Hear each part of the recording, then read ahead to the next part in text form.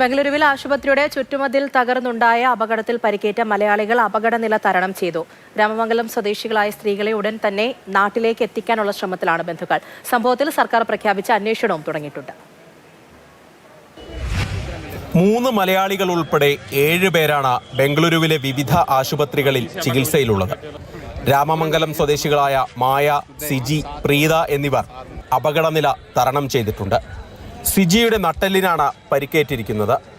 വിദഗ്ധ ചികിത്സയ്ക്കായി സിജിയെ നാട്ടിലെത്തിക്കാനുള്ള ശ്രമത്തിലാണ് ബന്ധുക്കൾ. എന്നാൽ നിലവിൽ നാട്ടിലേക്ക് മാറ്റുന്നതിന് അനുകൂലമായ ആരോഗ്യസ്ഥിതിയല്ല എന്നാണ് ആശുപത്രി അധികൃതരുടെ അഭിപ്രായം.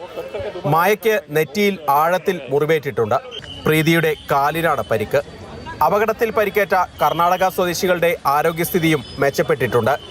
അപ്രതീക്ഷിതമായി ഉണ്ടായ കനത്ത മഴയിൽ ഇന്നലെ വൈകിട്ടാണ് ബൗറിംഗ് ആശുപത്രിയുടെ ചുറ്റുമതിൽ ആളുകളുടെ ദേഹത്തേക്ക് ഇടിഞ്ഞു വീണത്. ദുരന്തത്തിൽ 2 മലയാളികൾ ഉൾപ്പെടെ 7 പേർക്ക് ജീവൻ നഷ്ടമായി.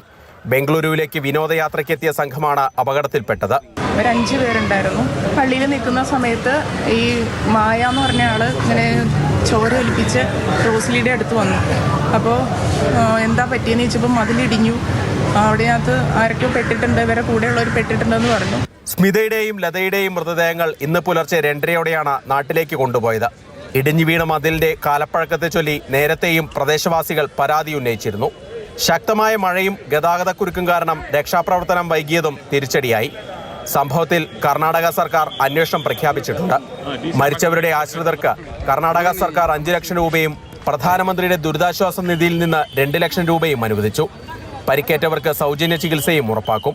ബംഗളൂരു നഗരത്തിൽ മാത്രം മഴക്കെടുതിയിലാകെ 9 പേർക്കാണ് ജീവൻ നഷ്ടമായത്. മാതൃഭൂമി ന്യൂസ്, ബംഗളൂരു.